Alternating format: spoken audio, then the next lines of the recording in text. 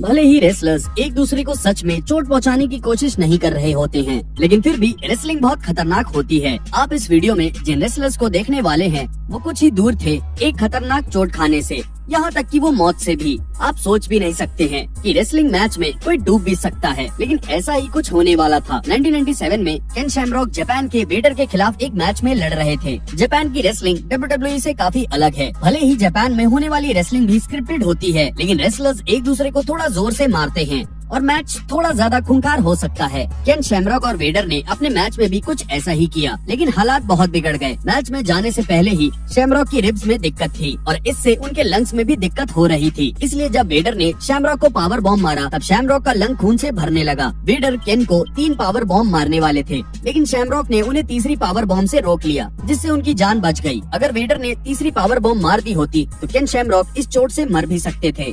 2005 में Randy Orton और Undertaker के बीच हुई लड़ाई होश उड़ा देने वाले स्टंट से भरी हुई थी। इनमें से कई सारे स्टंट्स बहुत ही खतरनाक थे और लेजेंड किलर कई बार अपनी जान गंवाने से भी बाल बाल बचे। स्मैकडाउन के एक एपिसोड में रैंडी ऑर्टन ने अंडरटेकर को एक कार के पीछे डाल दिया और इसके बाद उन्होंने उस कार को स्मैकडाउन के सेट में घुसा दिया। हालांकि बीच वाला पैनल ही एक ऐसा अकेला पैनल था जो टूटने के लिए तैयार किया गया था और इसमें गलती की कोई गुंजाइश नहीं थी। और अगर ऑर्टन 1 या 2 इंच से भी इधर उधर हो जाते तो वो खुद को या अंडरटेकर को बहुत गहरी चोट पहुंचा सकते थे। मेरे साथ कुछ दुआएं थी और टेकर के साथ भी। लेकिन रैंडी ऑर्टन और अंडरटेकर की लड़ाई के दौरान ये उनका सबसे खतरनाक स्टंट नहीं था। नो मर्सी में रैंडी ऑर्टन और उनके पिता ने एक कैस्केट मैच में टेकर का सामना किया। ऑर्टन जीत गए और उन्होंने डेड मैन को आग लगा दी।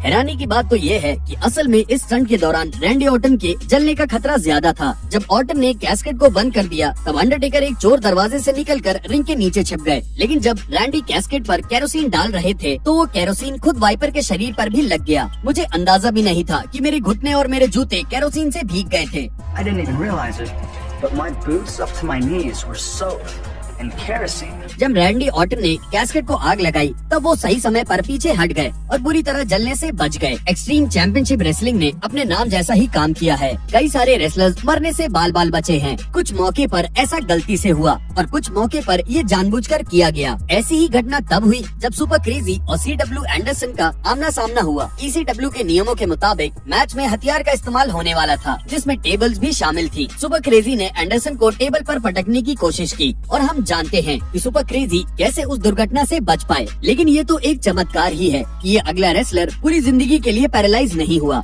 एक दूसरे ECW शो के दौरान टोनी मैमलुक एक मैच में मिकी विप्रेक का सामना कर रहे थे। मैमलुक एक तेज तर्रार उछल कूद करने वाले रेसलर थे और उनकी यही खासियत उन्हें मौत के करीब ले गई। जब विप्रेक रिंग के बाहर खड़े थे तब मैमलुक ने बहुत खतरनाक मूव करने की कोशिश की।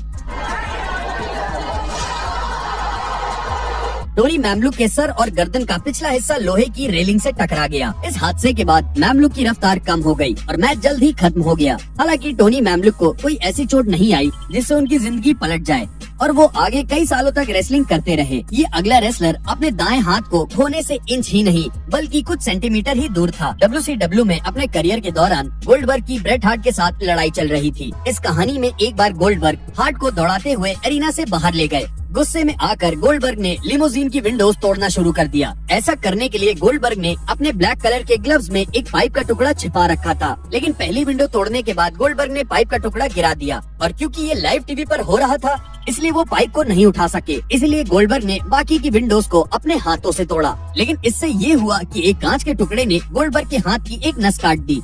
इमरजेंसी रूम में ले जाने से पहले ही WWE के सुपरस्टार का काफी खून बह गया और ये इतना बुरा था कि गोल्डबर्ग को उनका हाथ कटवाने की नौबत आ गई थी। डॉक्टर्स ने ऐसा होने से बचा लिया, लेकिन गोल्डबर्ग कई महीनों के लिए रेसलिंग से दूर रहे, वो भी सिर्फ इसलिए क्योंकि उनकी पाइप गिर गई थी। भले ही इस रेसलर की जान नहीं गई, लेकिन इन्हें ऐसी चोट मिली जिसके साथ ये आज भी अपनी जिंदगी गुजार रहे हैं। अपने करियर की शुरुआत में पेरी सैटन ECW में पिटबुल नंबर 2 के खिलाफ एक मैच लड़ रहे थे और उम्मीद के मुताबिक ये लड़ाई रिंग के बाहर निकलकर दर्शकों के बीच पहुंच गई। इसके बाद पेरी ने मिडिल रोप से बाहर की तरफ कूदकर मूनसॉल्ट मारने की कोशिश करी, लेकिन पिटबुल ने सैटन को अच्छी तरह से नहीं पकड़ा और इस वजह से सैटन का सर जमीन से टकरा गया। पेरी सैटन का सर फट गया, लेकिन इसके बावजूद भी सैटन ने ऐसा दिखाया जैसे कुछ नहीं हुआ और पूरा मैच खत्म किया। लेकिन इस चोट ने पेरी को क्रोनिक ट्रोमैटिक एंसेफेलोपैथी या कहीं की CTE की समस्या दे दी। इसकी कहानी के कई साल बाद पेरी ने जो किया उससे ये कहानी थोड़ी और दुखद हो जाती है। दिसंबर 2000 में पेरी सैटन क्रिस जेरिको के खिलाफ मंडे नाइट रॉ पर एक मैच लड़ रहे थे। पिटबुल वाले मैच से बिल्कुल उल्टा पेरी का जेरिको के साथ